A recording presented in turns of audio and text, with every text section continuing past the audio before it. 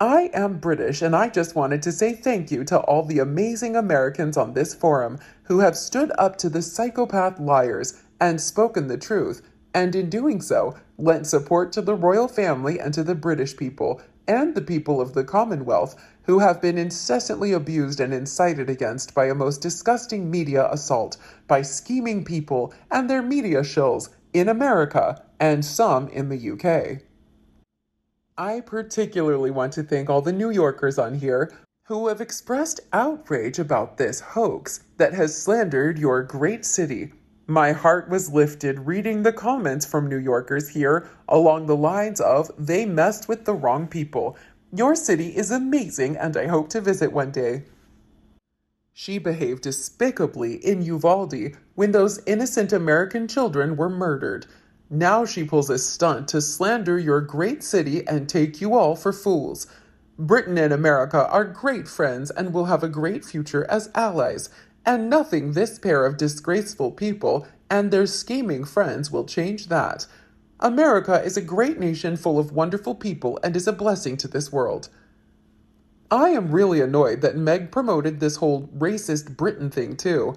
As a guest in this lovely country, I feel protective of my hosts, and compared to most other countries where I've lived, the people here tend to be friendly, kind, and not at all racist.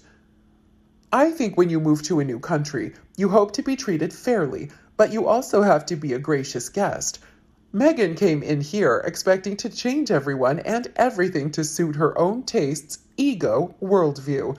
On behalf of outsiders living in Britain, I apologize for this unpleasant person. She doesn't speak for me.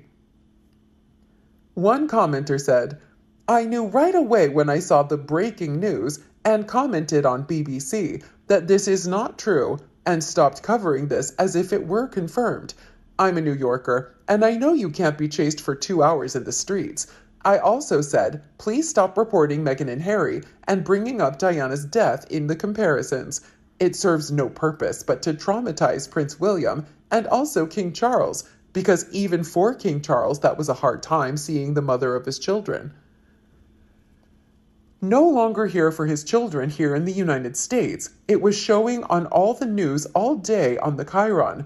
I believe Harry and Meghan are going to get the lesson of their life. New York is not California, and I'm sure that the New York City Police Department is going to publicly cover this ridiculous and stupid stunt that Harry and Meghan publicly announced. New York is many things, but a high-speed chase city is not, and it's impossible. The traffic is bumper to bumper at best, and not moving at worst. So bad it is that there are talks of starting a congestion charge like in London. This notion that you can be chased for 2 hours on an island that's a mere 10 miles long and runs on mainly one-way streets, it's ridiculous to us New Yorkers. I think actually some media taking their part and not telling the truth in full might be exacerbating people not to be kind to them, because these people and their defenders in the media are now also trying to gaslight the rest of us on a medium that is huge, is expected to be somewhat neutral, that we are expected to trust and we have no way of responding but molded the perception of many. The media that favors them should start by telling the truth, and then maybe analyzing why for Harry and maybe even Meghan, it might have felt like a harrowing experience, even though it wasn't what they described, so they couldn't observe it rationally and then ask for people to be kind to them. As it stands now, if they, the media, don't share all the facts to the case, if they edit them out, or even if the explanation is somewhat at the end of a piece, but the headline and the gist of it are a false impression, they are actively gaslighting us. How are they expecting people who know they are being lied to react? But of course, propaganda hopes to work on the people who won't actually know all the facts. It felt very much like gaslighting. What I want to know is why nobody, not a single TV personality this morning, has mentioned that they weren't even wearing a seatbelt. They're asking us to be kind and give sympathy, but this photo evidence discounts every theory of being terrified. If I was scared and being chased, and my mother died due to this legal safety belt not being used, it would be the first thing I made sure I did. It's automatic. An analyst said, "Well, this is a partisan case now, so things that are facts or actually a really good lesson that could be learned from this for the masses don't hold any importance. Wear your seatbelts, everyone, especially if driving at speed, should have been a mantra." But let's be real, they weren't really in any danger when they were photographed without seatbelts. The traffic was stopped and going at a snail's pace. They weren't really in danger. We don't know if they were wearing seatbelts in the SUV, but then again, from what we know, probably bystanders were more at a risk than the people in the cars even at that point.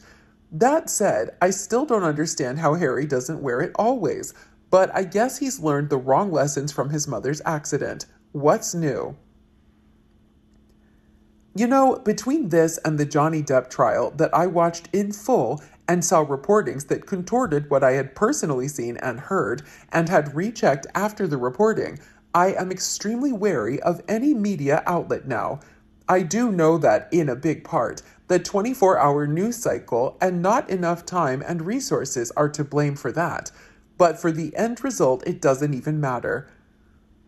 In this case, it's even worse because the high-speed 2-hour chase in New York City Midtown with near-death experiences, collusions with bystanders, and people and police unbelievable on its head even for people who have never been to New York.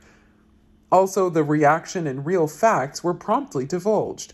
But all these are doctored or omitted, so it's gaslighting and not a mistake at this point. But frankly, even completely taken at face value, at least one person should have found it unacceptable what Harry and Meghan's team did. I don't even care if the media were actually following them. I have sympathy for that.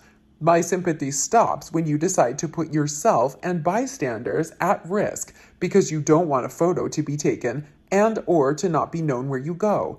That is my absolute limit. If you weren't escaping for your loved ones' lives, then driving recklessly is a hazard to others. Then you are the risk.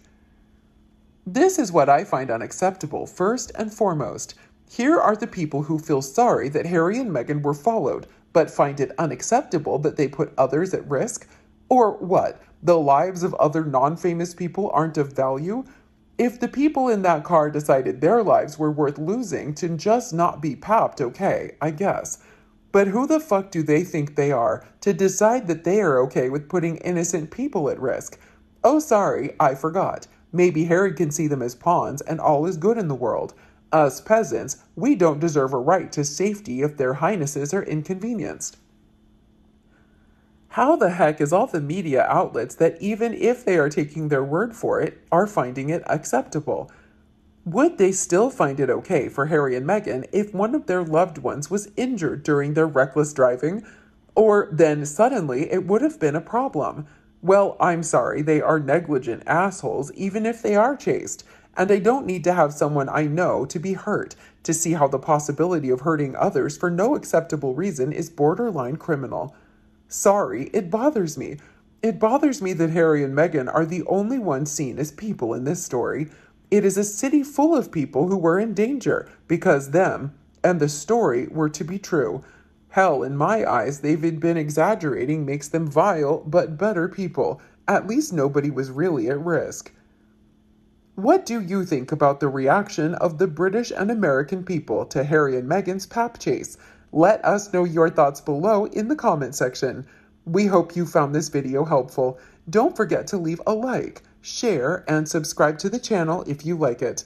Thank you for watching this newsletter. See you in the next videos. Goodbye.